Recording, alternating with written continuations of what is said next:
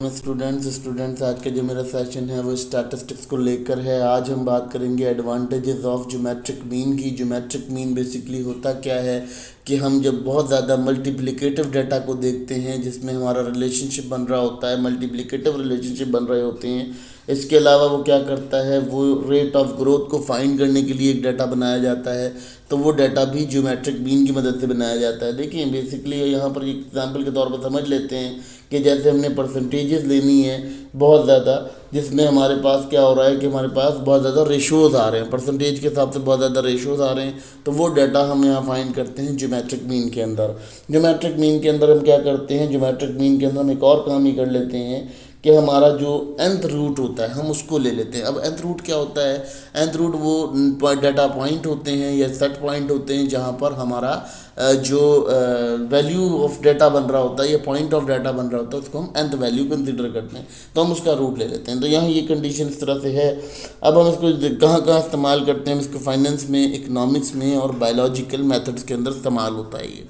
जहाँ भी हम ग्रोथ रेट फाइंड करते हैं वहाँ पर इसका इस्तेमाल किया जाता है। अब हम इसके फ़ायदे और नुकसान पर बात करें। इसका सबसे पहला फ़ायदा ये होता है कि बहुत एक्यूरेट नॉलेज देता है आपको मल्टीप्लिकेटिव डाटा का। यानी मल्टीप्लिकेटिव डाटा क्या नहीं, आप मैंने बताया ना कि बहुत सारी वैल्यूज़ हैं, उनको आपस में मल्टीप्लाई करना है तो उसके बाद आपको एक वैल्यू मिलेगी, ठीक है, एक एवरेज मिलेगी, तो आप वो क्या करते हो, मल्टीप्लिकेटिव डाटा। इसी तरह रेसिप्रोकल डाटा के अंदर भी बहुत काम करता है, जहाँ रेसिप्रोकल फॉर्म में हमने डाटा लेना होता है, जैसे परसेंटेज डाटा मिला तो बहुत एक्यूरेट रीडिंग देता है ये मल्टीप्लिकेटिव डाटा के अंदर।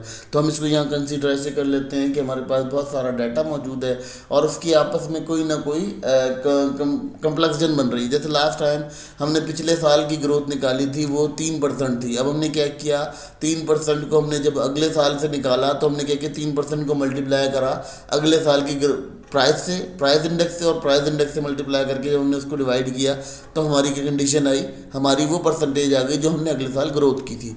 फिर हमने उसमें से माइनस किया या लेस किया, जो भी कंडीशन की वो हमने इस तरह से डील कर लिया। तो ये बहुत एक्यूरेट फॉर्म में डिस्कस करता है इन तमाम चीज़ों को। अच्छा, इसमें एक और फ़ायदा ये होता है इसका कि ये बहुत कम अफेक्टेड होता है आपकी एक्सट्रीम वैल्यू से। एक्सट्रीम वैल्यू से क्या होता है, मतलब आपकी बहुत ज़्यादा हाई वैल्यूज़ हैं, बहुत ज़्यादा नंबर ऑफ़ डाटा मौजूद है, बहुत ज़्यादा नंबर ऑफ़ डाटा पॉइंट्स मौजूद हैं, तो ये उस पर बहुत ज़्यादा हाईली इफेक्टिव होता है। यानी वहाँ बहुत ज़्यादा इससे हिलता नहीं है, उससे कोई प्रॉब्लम नहीं होती उसे, और बहुत ज़्यादा एक्यूरेट वे में यहाँ की रीडिंग देता है। यानी आप ये समझ लीजिएगा कि इसका क्या होता है कि आपके पास बहुत ज़्यादा डेटा है, बहुत ज़्यादा नंबर्स मौजूद हैं। उन नंबर्स को जब हम कैलकुलेशन करते हैं तो हम उसको सिंप्लीफाई करने के लिए बहुत आसानी से इस ज्योमेट्रिक मीन की मदद ले सकते हैं। ये मीडियम हमें इस तरह से काम कर सकता है। फिर अगर हम देखते हैं बहुत लार्ज डाटा है और बहुत स्मॉल सेट ऑफ डाटा है, तो वहाँ भी ये बहुत अच्छे से एक्यूरेट डेफिनेशन देता है और एक बहुत अच्छा कॉन्साइज रिलेशनशिप प्रोवाइड करता है। तो इसका यहाँ पर ये है कि एक्सट्रीम वैल्यूज से जो है वो इफेक्टिव कम होता है और इसकी जो कंडीशन होती हैं वो हाई एक्यूरेसी आती है जब हम देखते हैं कि इसकी हाई वैल्यूज़ के अंदर बात करें। अब ये क्या करता है, ये बहुत अच्छे से आपको प्रोपोर्शनल रिजल्ट्स देता है। प्रोपोर्शनल रिजल्ट क्या होता है कि आपने पिछले साल का कोई रिटर्न आया था, उससे आपने अगले साल के रिटर्न को लिया और उससे जो आपने परसेंटेज निकाली तो वो आपका बहुत अच्छे से डिफाइन करता है ज्योमेट्रिक मीन।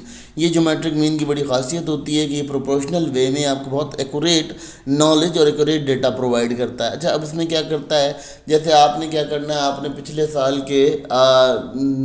साल की सेल से अगले साल की सेल को कंपैरिजन करना है, तो आपको बहुत ज़्यादा वहाँ पर इसकी इम्पोर्टेंस मिलती है। अच्छा, अगर आप देखते हैं कि जैसे अब पिछले साल कोई बीमारी फैली थी, उस बीमारी को आपने क्या किया, अगले साल की बीमारी से कंपेयर करना है, तो ये वहाँ भी बहुत एक्यूरेट वैल्यू देता है कि आपने पिछले साल की परसेंटेज को अगले साल पर रख के और जो है आपने डिवाइड किया तो आपकी एक्यूरेट परसेंटेज आ गई और आपकी जो मल्टीप्लिकेशन ऑफ डाटा थी वो बहुत ज़्यादा ईजी वे में आपको डिफ़ाइन कर दिया गया।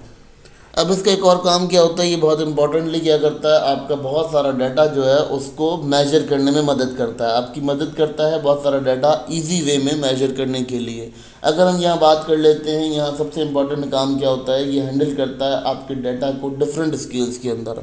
अब कैसे, जैसे देखें, लेट सपोज आपके पास क्या हुआ, पिछले साल आपने कोई डाटा यूज़ किया था, पिछले साल कोई आपका डाटा जो था वो वर्सटाइल था, यानी आपने उस डाटा को रखा हुआ था अपने पास। अब आपने उसको क्या किया, नेक्स्ट ईयर में डाला। नेक्स्ट ईयर में जब डाला तो आपने क्या देखा कि आपके पास जो रिज़ल्ट आ रहा था वो बहुत ज़्यादा चेंज आ रहा था और इसकी कंपैरिजन जो है पिछले वाले से बहुत ज़्यादा एक्सचेंज वे में थी, बहुत ज़्यादा एक्सट्रीम वे में नहीं थी, बल्कि बहुत ज़्यादा ईजी वे में थी। तो ये तमाम चीज़ें जो हैं ये बहुत ईजी से डिफ़ाइन करता है, ईजी तरीक़ों से डिफ़ाइन करता है। अब इस ज्योमेट्रिक मीन का सबसे इम्पोर्टेंट काम क्या होता है कि आपके पास जो है वो मल्टी वेरिएशन के अंदर ये इस्तेमाल होता है। ठीक है, मल्टी वेरिएशन का मतलब किस तरह कह लेते हैं, ऐसे कह लेते हैं कि जी आपका एक डाटा मौजूद है आपके पास, ठीक है, उस डाटा के अंदर क्या हो रहा है, उस डाटा के सेट के अंदर एक बड़ी मज़े की कंडीशन आ रही है कि आपके पास जो डाटा सेट मौजूद है उसके अंदर बहुत ज़्यादा साइंटिफिक नोटेशन के अंदर नंबर हैं। जैसे कि आपके पास एक्सपोनेंशियल पावर्स के अंदर नंबर हैं, तो ये बहुत ज़्यादा जो ज्योमेट्रिक मीन है वहाँ वो यूज़फुल होता है और बहुत ज़्यादा मल्टीप्लिकेटेड डाटा को बहुत इजी वे में वहाँ पर आइडेंटिफाई कराता है।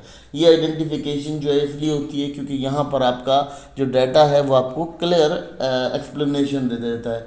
अब अगर ज्योमेट्रिक मीन की बात करते हैं, ज्योमेट्रिक मीन क्या करता है, जैसे बहुत सारी वैल्यूज़ हैं, बहुत ज़्यादा लार्ज नंबर ऑफ डाटा है, उसको सिंपल वे में साइंटिफिक वे में जो है वो लॉगरिथम की वे में कन्वर्ट करता है, और कन्वर्ट करने के बाद वहाँ से उसकी एवरेज फाइंड करने में आसानी होती है। तो ये हमारा जो डाटा है ये इस तरह से डील करता है। तो जो आपकी situation of usefulness in logarithm है ये इसी तरह से है कि जब आपका ज्योमेट्रिक मीन है वो आपका उन डाटास के अंदर इस्तेमाल हो रहा है जहाँ आपका एक्सपोनेंशियल फॉर्म्स के अंदर डाटा मौजूद है।